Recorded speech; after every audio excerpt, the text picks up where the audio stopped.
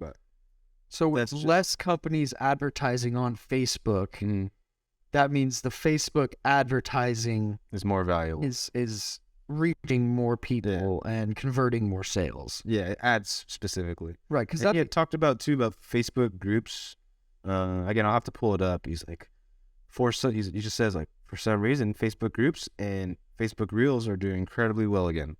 So right. That's like, he says like, that's now a priority over Instagram for us. It's interesting that you said that less companies are advertising on Facebook. Therefore, the actual people who are still advertising on Facebook it's hitting. Yeah. And so now the reverse is happening where a while ago, Facebook ads was like the shit. Right. And Gary Vee was always pressing people like, take advantage. Once fucking Coca-Cola, all these big companies come, shit's gone. And so that's what happened. All these big companies come with millions of dollars to spend. So now ads for everyone cost more, which means like most people or smaller companies are going to stop. The ads are saturated. Everyone's on there. And so now all these companies pulling out for outside reasons, just because they don't fuck with Mark anymore. Yeah. Now they're like, Facebook's like, oh, we don't have this money. So now we're going to lower ads. And so now smaller companies are being able to take advantage of it. Yeah. That's good insight. Yeah. Right, because someone who isn't staying up to date with what's the hottest platform and like what we were just talking about, they might think, oh, Facebook's dead. Facebook's old. Yeah. Facebook doesn't work. Exactly. Let's stick to TikTok. Yeah. And when in reality, by staying ahead of the wave, we're understanding that the ads being posted on Facebook are actually doing better than they were back when it was popping. Yeah. Which really you start to see the gap in competitions. Because if Gary Vee is posting about it, he's not saying it until he's seen the results. And so like they're fucking early. And then when you bring it up and people are like, Facebook's been dead, it's like, oh, there's another gap. And like, you don't really know. Right. Yes, we haven't really seen results ourselves, and it's probably biased. Like if Gary's saying it, we're saying it. But at the end of the day, bro, he has one of the biggest media companies. So like, why not? Yeah, I'm going to listen to someone who is much more successful than I am, rather than, as Kanye said, I don't listen to no one who's less successful than me, which, I don't necessarily believe that. Yeah, I agree with that. But I'd rather listen to Gary Vee when he's speaking on media than someone's like opinion. Than some consumer. Yeah. Right. Who's like, I haven't used Facebook. Just because they haven't used it. Yeah. Right. Yeah. And it goes both ways too. Like, so I don't want to talk about my work, but with like email campaigns, and I've seen it from my work too, is like people are not clicking anything in there. Right. Or opening much. And so it's a mix. It depends what's being sent, I feel like. Exactly. Because I really believe it depends on like what message you want to convey, what's in the email, and then like who is it for? Because something that I'll open, not even very actively, but fuck. Like Gary Vee's V-Friends, I'll look into it because they provide monthly updates. Right. I'm not going to open weekly shit. But it's like, monthly breakdown. And maybe I'll do it every other month. Because it's something I care about. Right. But like promos or like information, unless you really, really fuck with it or you're like part of this group, no one's really opening these things. It's just like of the past. It's still important, but that's just, and I can see how it's... I think there is a good way to blend that email marketing with short form content, because let's say you add a short form video in your weekly or monthly email, right? And then someone can open the email and say, well, what's this video? I'll click on it. And if you can make an engaging piece of content, well, you've just taken up a minute of their time, and the attention economy that we're in right now, 1 minute of someone's time is very valuable. Yeah. And so I do like the direct-to-consumer aspect of email marketing. Yeah. But I think, your average newsletter that's like 2 paragraphs long discussing updates is just going to get deleted. Yeah. It's even open. It's like email's like too cluttered. Right. For this point. And how can you make your mundane your mundane form of communicating with your customers into something that's engaging. And that's where I also think this short form media comes into play, because if I know that the video is only a minute long, then I'm more likely to start it because I know that it's only going to take up 1 minute. Yeah. But if I look at a video and it's 10 minutes, unless I know that video is going to provide me a lot of value, I'm not even going to start the video. Yeah, for sure. And so that's another thing, is that where's another way that social media and social media management and social media analytics can provide tons of value to business owners, because they're able to look at the analytics, they're able to identify a target audience, and they're able to make content based on what that target audience needs and what that target audience's pain points are and what that target audience is yearning for, right? So if you can search through the analytics of other people's pages and see what's working, and then take those audience members and create content for them, I think whether it's an email marketing video or it's a TikTok or a YouTube short or a Facebook ad, I think all of that insight that pushes into what kind of content you create is so valuable. And as a small business owner, unless you're just an absolute grinder, I feel like you're going to need to hire a team in order to analyze all that. Outsource it. Yeah. Yeah. Because I think for a business owner, it would be extremely valuable if, ClipScribe came to them and said, look, we've done some research on the market you're in. We think these 20 topics would be great to form content on. We can create scripts for you. So all you have to do, if you really wanted to, obviously you can edit the scripts and you can edit the topics as you wish, but we're providing that base structure. Like, here's what we have learned about your market, and here is what we think would do well with your target audience. Now all you have to do is press record, and whether you're doing a tutorial or whether you're talking directly into the camera or whether you're doing an example of a product, all the back end work has been done. All you have to do is record it real quick, or we can come record it. Yeah, and that's, turns a 3 to 5 hour production session into a month's worth of content where you can post every single day. Yeah. And so it's really just a time game, right? Like in 5 hours, a business owner who doesn't know anything about media, they probably wouldn't even shoot one piece of content. They'll probably be researching, or if they do, and editing maybe 2 or 3 pieces of content for the same time that we can create a month's worth of content. Yeah. I just find that very valuable. Yeah, much more. It's just leverage. Yeah. Right. Yeah. I'm also not opposed to us. We use the short form content to, I think, obviously to bring awareness, but even us shooting some long form shit could be super valuable, because your core audience, like people who fuck with you, are going to watch all 30 minutes of your longer videos. Right. But the short form is like what gets you out there.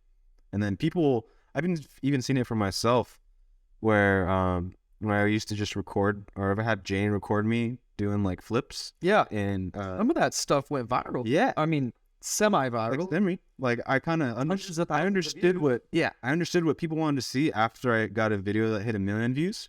I was like, oh, this is the style. And I didn't have another that hit 1 million, but they would hit like 10, 20, 25K. I was like, kid, this is what they want to see. Do you know 25,000 people? Exactly. So that's why. And which is so weird to see now, because I'm sure, like, even for me, I was looking at it, I was like, yeah, only 8,000. And you can't even quantify that. It's like, damn, it's not even like 50K. Like, you can't even quantify how much 8,000 people actually is. Like, that's how fucked we are. But what I'm trying to say is, like, even for me, I just posted these TikTok videos. I had them saved in my phone for months. Really? I was like, fuck, I'll just upload them. Right. Uploaded them.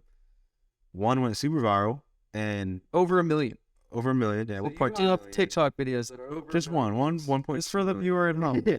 We're not just speaking from inexperience. Yeah, for sure. And this is where it's super cool because it's been over a year since I've posted that. And from then till now, I've probably had at least 3 to 4 people that have found my Instagram and messaged me saying specifically, I saw you on TikTok. I'd love to know more about this.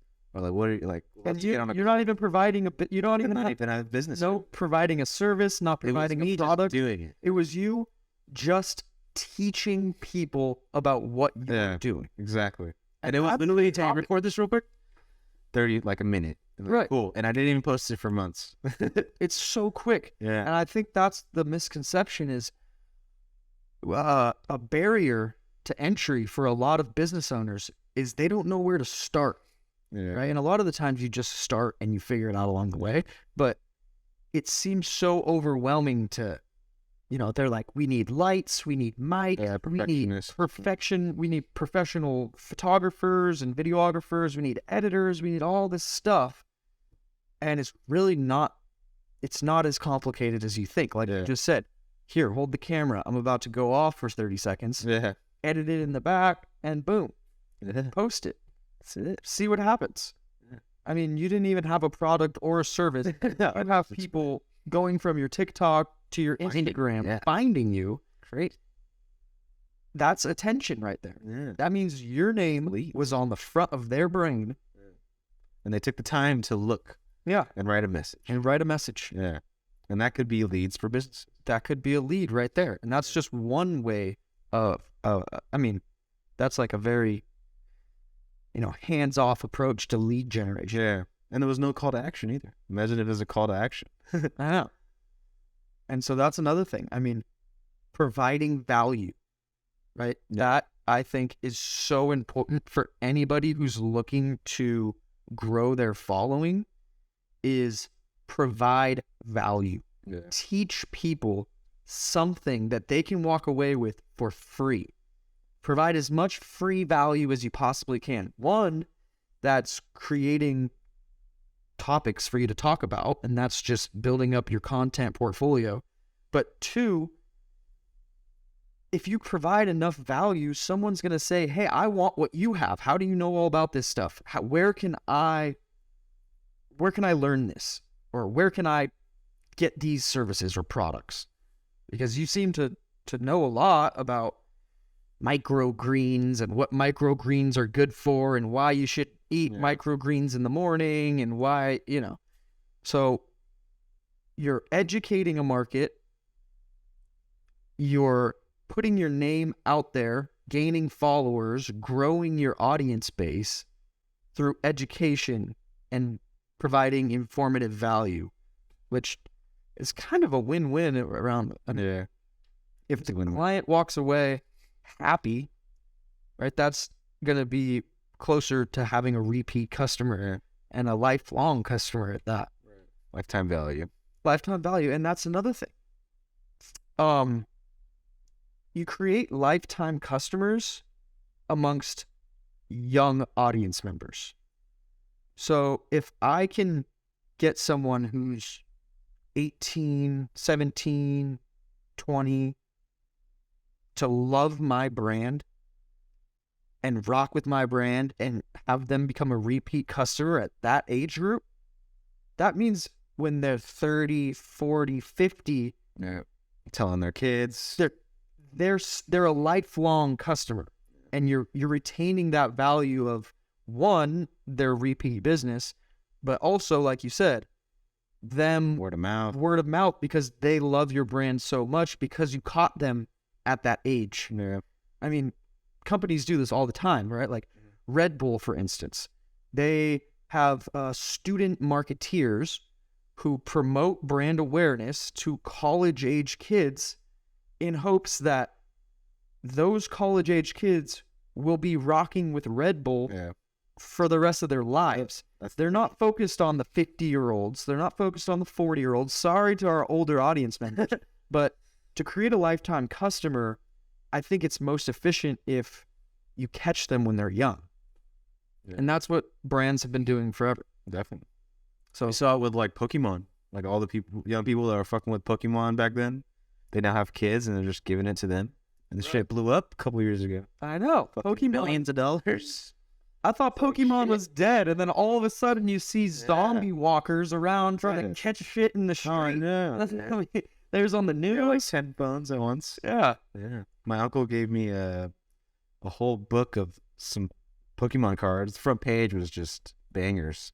And I sold that shit like a year before it popped again Oh. for the lowest shit ever. Yeah. You just kicking yourself. I'm just kicking myself like one more year. Literally a year before. Yeah. It's crazy. That's why collectibles are awesome. Yeah. And every time. you scored with the V Friends, Yeah, which is cool. that's true. We gotta go this year. I'm hoping I can make it. I'm saving up for the Philippines, but Oh, yeah? this next VCon's in May. In May. Yeah, That's our birthdays. I know. Hmm? It's gonna be in May this year and next year. Indianapolis Colts Stadium. Oh, wow. So what did you, for those of you who don't know, Jono went to VCon, VCon. the VCon, with the Gary V, Insane. amongst tons of other brands who are at the forefront of modern day marketing. What'd you learn? Personality. What was that experience like? Dude, that shit was insane. Honestly, the first thing that was super cool to see, there's probably 8,000 people there. And to see how many people, well, obviously everyone there just fucks with Gary Vee. But to see it in person, how, just like gravitating he is to almost everyone there. It's like a magnetic force. Yeah, just magnetic. Your like energy is just being sucked. You just sucking people in. stare at him. Yeah, You just want to stare at them. There was already the first day was like a pre-party event. Okay. Fucking an insane line, just all around, Just to shake it. just to get a picture, shake his hand.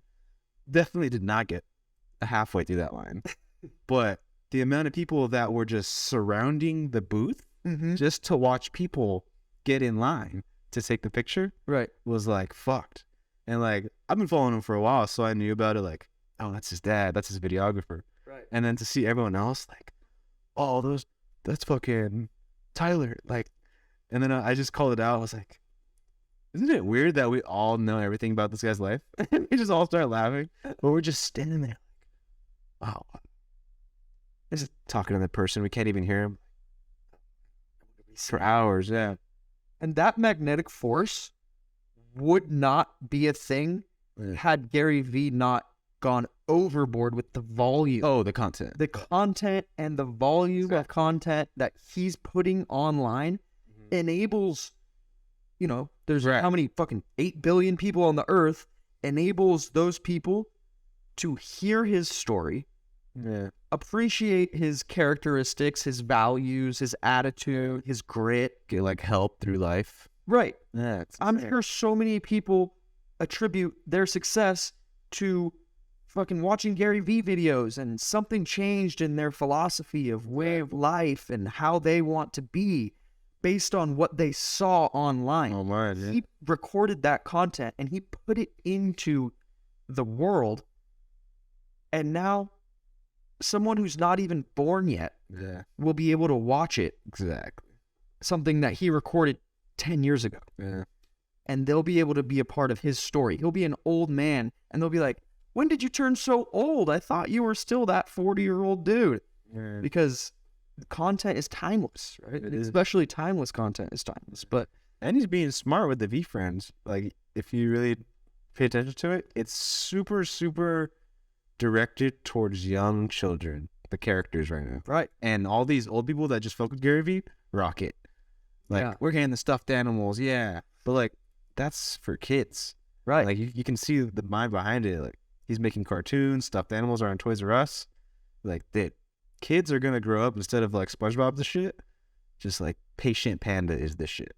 Yeah. And he's forever internalizing in these kids, like, values that he fucks with. And that's what I It's appreciate crazy. about someone like Gary Vee is, yes, they're creating lifetime customers from little kids, Yeah. right? But some products, that would be immoral, right? Like Red Bull. If you're pushing Red Bull on a 6-year-old, That's true. that's bad. Yeah. It's just bad. Yeah, that's a line. But if you're pushing patient panda and gratitude, whatever, Yeah. those are instilling values that are going to essentially make our collective consciousness as humans on this planet healthier and more respectful, looking out for one another. Yeah. And it's going to bring everyone up. And that's the type of thing I like to get behind because, you know, we can go into tons of conspiracy theories about all the hidden messages in the Disney shows and all of the subtle racism and instilling the idea of, you know, becoming a slave to the system. But we have the opportunity to rewrite those narratives and rewrite what's popular. But it starts with understanding the necessity and creating the content and then putting it out into the universe. Yeah. And so I think it all comes full circle because, you know, I don't know about being a car mechanic. I wish I did. No, You know, I straight up wish I knew how to fix a radiator or simple shit. Like I know how to change oil, but I know a lot of people who don't know how to change oil. Yeah, for sure. Right? So Key things are important. yeah, how to change a tire, how to refuel your window wiper fluid. Yeah. Little things like that we can so like an auto body shop, right? I'm guessing a lot of their business doesn't come from digital marketing. Yeah. Right? It's like whoever's closest. Yeah, I need my car fixed. I'm going to look it up. Doesn't have one review. Right. And so if an auto body shop can create content that just provides value,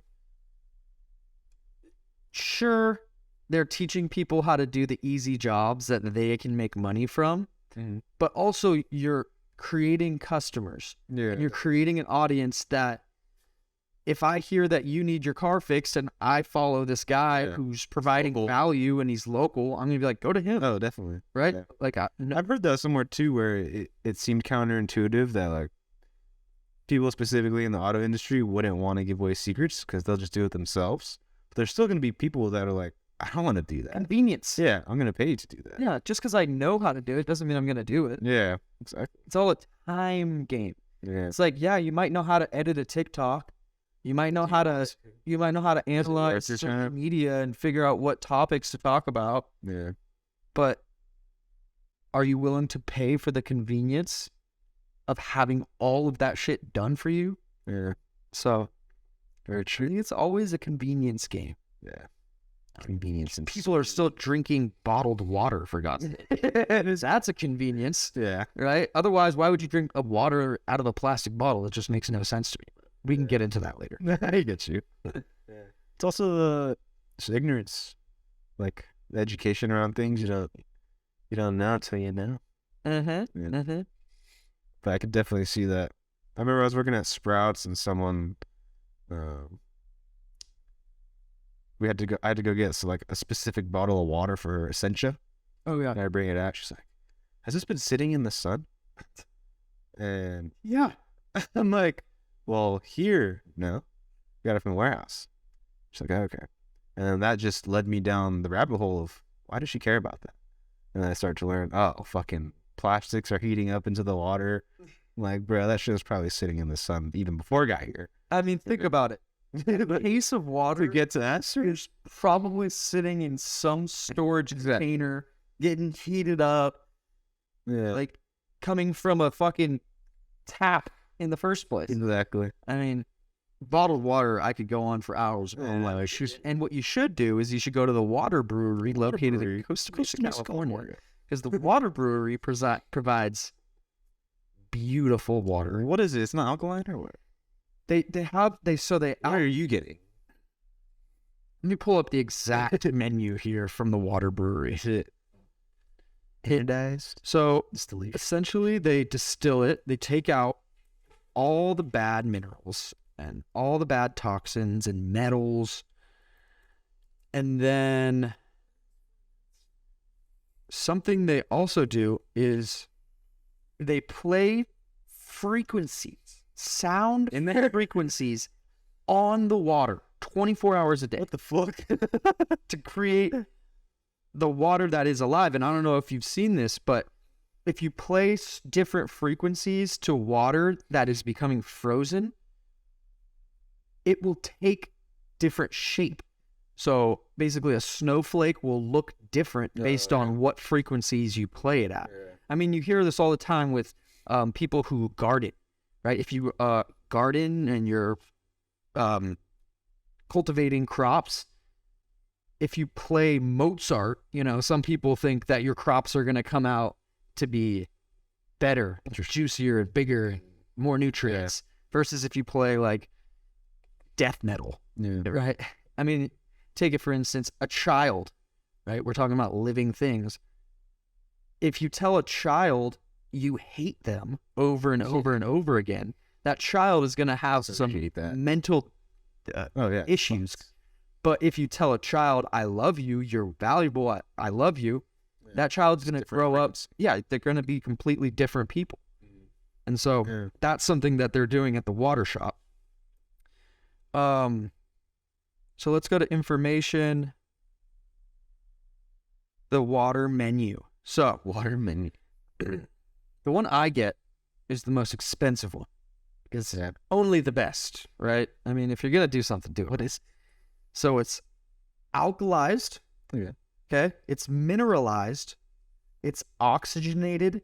It's restructured. It's energized. And it starts with the reverse osmosis 7-stage purification. So that's a lot of things that they're doing for our most essential element that we need as humans, water. And so if you're drinking plastic water from Arrowhead versus purified, energized, restructured, oxygenated, mineralized, and alkalized, as a human, you're going to be performing at a completely different level.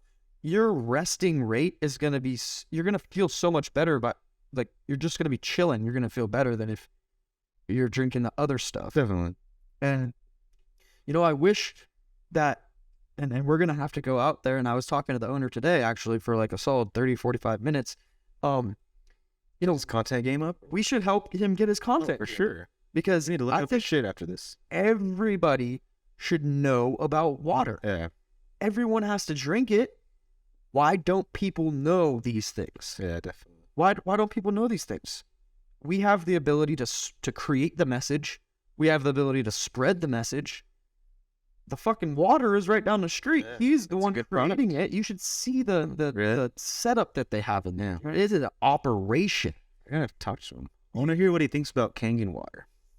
Yeah, he doesn't have Kangen. Yeah, it's interesting. Which is interesting because I've been hearing that. Well, I mean, I don't know much about Kangen, but weren't they kind of doing a multi-level marketing thing? Oh yeah, it was. Right. So that might have been more of like a money grab. Yeah. That's the thing too. I've never tried Kangen. Their system was interesting how they tried to sell it, which I mean, people made money, but as far as I know, the product is pretty good.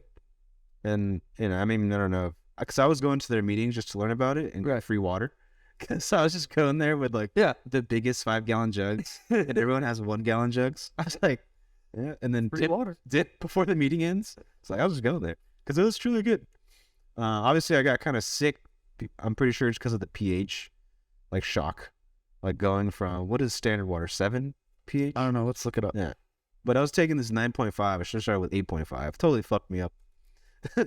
But it's made in Japan, and it uses titanium plates.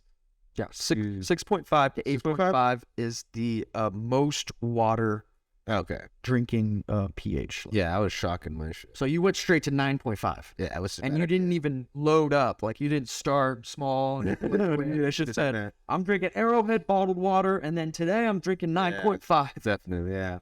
Yeah, this guy texted me yesterday. He's like, hey, I don't think I can work. I threw up 3 times. I think it's the water. Yeah, dude, so fucked. Shocked the body. Yeah, it might be good. I had a crazy rash outbreak on my face last week because of it. Never had those type of rashes. I was like peeling all over. I was like, dude, this is not just a fever. It's something. Like, oh, the water. But No, I think it's super cool because you can select the pH. They have like 9.5 drinking, 8.5. They give I have to look at exactly, but it's like 2, like more acidic, 2 or 3, where you specifically use to wash your vegetables. Okay. And they always test it on like tomatoes. Right. 'Cause it's one of the most Absorbent. most sprayed things Oh, I see. in vegetables. And they compare it with like regular tap water to the Kangen. And instantly in the Kangen water, you see all like the water turns yellow because it's just taking all that shit off. Yeah. And then there's like a 6.5 for your face. Oh, Cool shit. yeah, that's another thing people don't understand, which I hope that we can work with the water brewery to create content, not because I want a client who's going to pay me, but I truly care about people learning about water. Yeah. Right. And if we can make some money and we can help his business make some money along the way, so be it. But I think the deeper cause, and after talking with the owner for a long time today, what felt like a long time, I wasn't timing it, but that's what he cares about too. Yeah. He cares that people learn about this and that they have a place to actually get more than fresh. It's better than fresh drinking water. It's like the top of the top. Yeah. Water. Definitely. Right? And people always want the best this, the best that. Well, let's start at the very bottom. Let's start with water. And it's not just the water you drink either, from what I was talking to him about. It's the water you shower with. I was going to bring that up. It's your hair is different based on what water you're showering with, washing your face, cleaning your vegetables, all that stuff. Yeah. I was going to bring that up. I saw someone post, like, I finally figured it out. I was drinking good water, and I forget, maybe it was just like skin problems, but it clicked. I was taking a shower. I was like, oh, I don't know what the fuck's in these pipes. And he got this attachment. It like purifies it, and now his skin is like way better. Yeah. Yeah. Crazy. Everything. Everything is everything. All at once. Is everything. Yeah. You want to wrap up this episode? Yeah, let's wrap this episode up. Let's watch it back. Let's see what we liked, what we didn't like. Let's make some adjustments so that for episode 2, we can provide more content and more value for you as a viewer, because we do appreciate your attention. Much love. Much love. Nice. We can get you. I feel like that was fun. I enjoyed that right there. Holy shit.